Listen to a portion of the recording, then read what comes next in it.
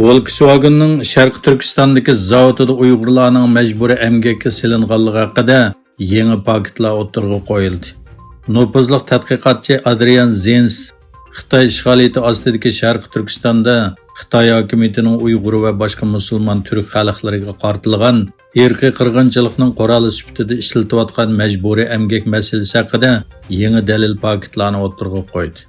Sharq Turkistondagi kishilik huquq vaziyati haqidagi tadqiqotlar bilan tonilgan tadqiqotchi Kommunizm qurbonlari xotiri fondi jamiyatining a'zosi Adrian Zenz Dunyo kishilik huquq xitobnomasi e'lon qilganligining 75 yilligi munosabati bilan Germaniyada o'tkazilgan yig'inda muhim bayonot e'lon qildi.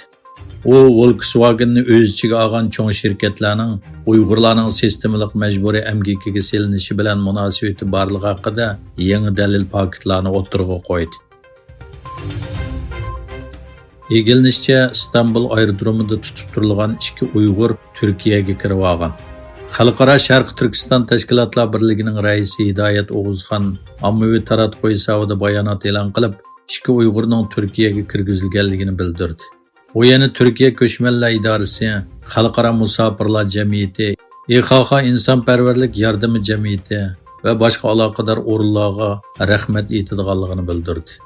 Ma'lum bo'lishicha, Turkiyada 7 yildan buyon yashayotgan va qonunli uzun muddatli iqomat kartasi bo'lgan Muhammad Tursun 5-dekabr Afrikadan qaytib kelganda Turkiyaga kirgizilmagan.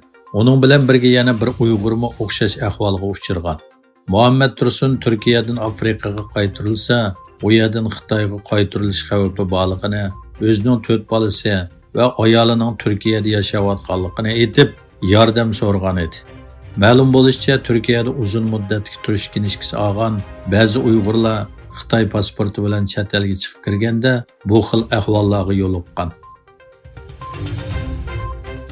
Uyg'ur harakati tashkilotining raisi Roshan Abbas xonim 5-dekabr Irlandiya poytaxti Dublindagi bir haftalik faoliyatini boshlagan.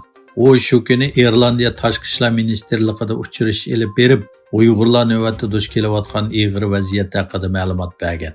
Roshan xonim yana axborot sohasining ziyoratini qabul qilib, Xitoyning Sharq Turkiston xalqi ustidan yurgizayotgan zulmlarining bugunmi davomlashayotganligini, bu adolatsizlikka qarata dunyoning darhol sukutlarini tark etishi lozimligini, bo'libmi erkinlik, demokratiya va kishilik huquqi yuksak darajada sodiq bo'lgan Irlandiya xalqining Uyg'urlar uchrayotgan irqiy qirg'inchilikka qarata ovoz chiqarishning zarurligini bayon qildi.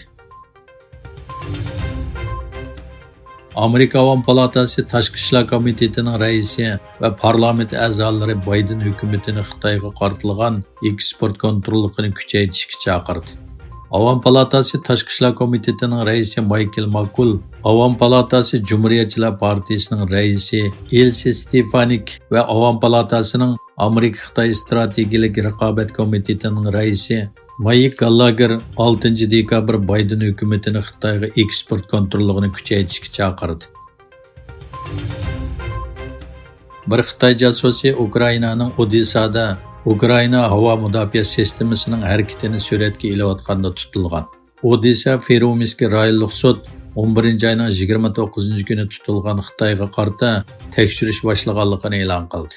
Sudning bayonotida isbot anglash yig'inida Wang Jishang ismli Xitoy havo mudofaa sistemasining harakatini xotirlagan va singa olganligi hamda bu sillarni o'zining YouTube kanalida e'lon qilganligini e'tirof qildi deyilgan.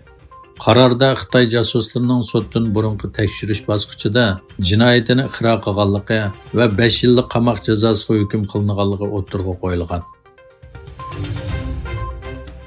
Amerikaning Xitoy to'g'risidagi havoray uchurlari va strategik uchurlarga erishish uchun olam boshliqidagi bir sunniy hamroning liniyasini o'zgartganligi o'tirg'a qo'yilgan bo'lib, manbalarda Xitoyning pat yaqinda o'xshash usulni qo'llanganligi ilgari surilmoqda.